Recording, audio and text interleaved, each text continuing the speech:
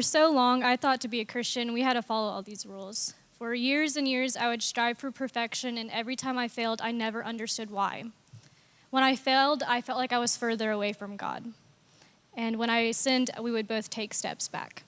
So imagine a huge road. In the middle of it is a long rope. So whenever I'm good with my walk with Christ, we are both in the middle of this rope. But as soon as I sinned or I said a terrible word or I was mean to another person, we would both take steps back. And that view of Christianity really broke me. For so long, I relied on the relationships I had with people instead of the relationship I had with God. Growing up, I moved a lot. I've lived in Arkansas, Oklahoma twice, South Carolina, and Kansas. So I was always the new kid. As soon as I got to a new place, I would be friends with literally anyone who would even approach me, even if they weren't the best people to be friends with. So I got in a lot of trouble with some of these people. If I saw my new friends being mean to someone or going to parties, I would jump in and play along because I wanted to stay relevant. So 3rd through 8th grade is when I lived in Oklahoma. I was born in Arkansas. We don't talk about that. And I really did hang out with the mean girl group. We were rude to literally everyone for no reason at all.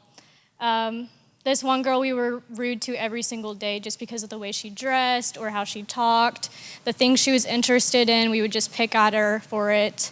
Eventually, she stopped coming to school because we were so terrible to her. And I never realized what I was doing. I thought it was cool and funny to be, part of this group of girls that I wanted to be friends with. So about end of my 8th grade year, I moved to South Carolina, and I lived in the Charleston area, so I lived by the beach, which was great. I had a really hard time fitting in South Carolina. It was a completely different culture.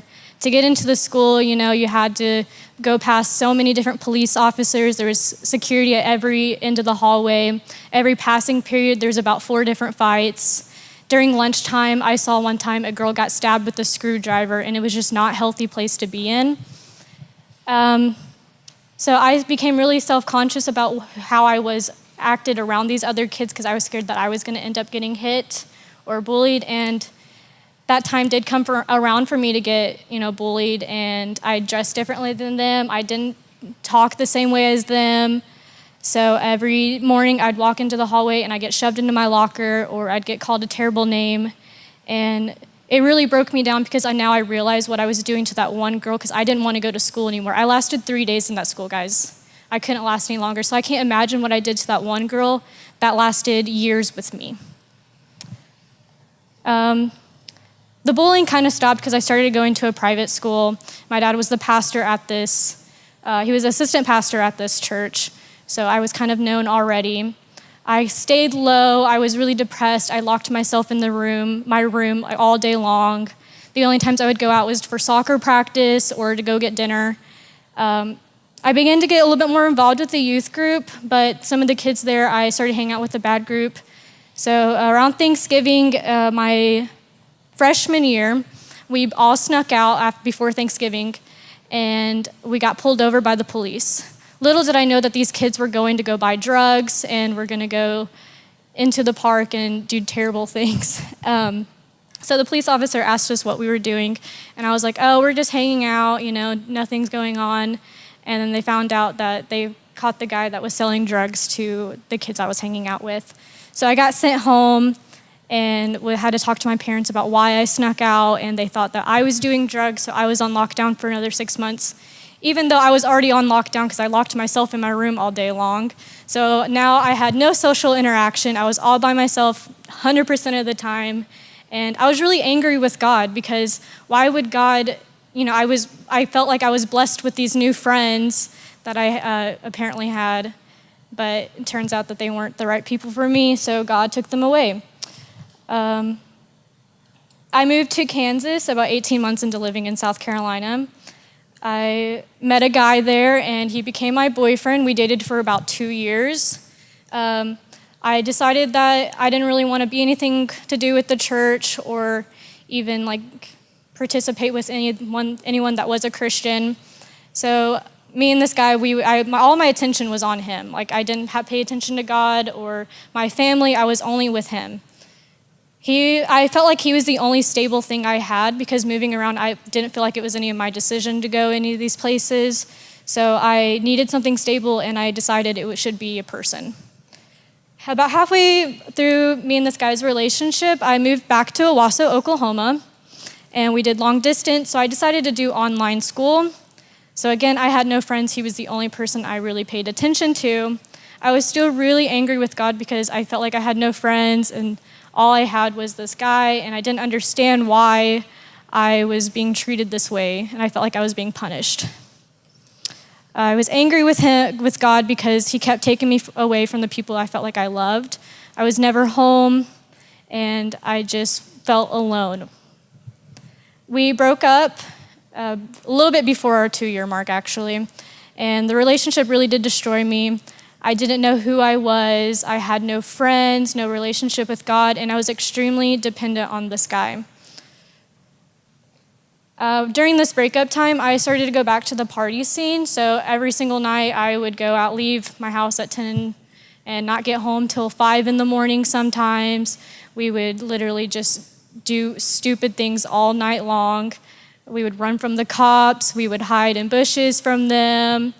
I would end up in drug dealer's house all night, and it was just unsafe because we were always scared that the cops were going to show up. I just picked up my Bible one night and was like, well, I need to read this. I haven't read it in months and months. So I picked it up and started reading, and I was like, it's really time for me to figure out what am I doing with my life? I'm just sitting in this drug dealer's house, wasting my life away, doing stupid things, messing around with these people that I don't even really want to call my friends. So I started reading the Bible, and I was like, this is the time for me to figure out who is Kelcie. And why did God move me around so many different places? So when I was 12, I was called to missions at a church camp. And during my trying time, I really tried to forget about that because then again, I didn't want anything to do with the church. So during this church camp, my dad was actually talking about missions, and I just felt this overwhelming presence on my heart about missions, and I felt like I had a vision of me helping out with younger kids and just handing out food, just showing them God's love. I didn't realize what God was doing by making me move so much and making me see all these different cultures. God was preparing me for something so much greater, my little brain couldn't comprehend it. I survived the moving, being the bully, the breakup, the party life, and being bullied because God knew I could get through those things. He was saying, can Kelcie survive the missions field? And the answer is yes. He was testing me, and that's okay because he knew I'd get through it. God doesn't put us through things that he doesn't think we can't get through. So whatever you guys are going through right now, God is always in the middle of that rope. He doesn't move back. He stays right there. So struggles are a blessing, and they lead you to a strong future. We got to rely on God and his love so we can get through things. See, whenever I was going through my trying time, I relied on people's relationships rather than God, and people cannot fulfill you like God can. So as soon as I got my life together, I noticed all these people who I thought were my friends began to disappear, and the real ones showed up, and it really encouraged me to be a better person. So in November, I actually started coming to church here, and yep. And a little bit before that, I was still going through it. Today, I was just like, man, I just don't know if I should do this. Like, should I really be vulnerable up in front of you guys? But I really feel like I was supposed to. So, I was in November, I came here, and before I never really fit into youth groups. I kind of just always felt like the outcast because then again, I was not really wanting to be a part of it, but I came here with an open heart, and I'm glad I found you guys. Thanks, Brooke and Mitch, and all you guys for being so loving to me.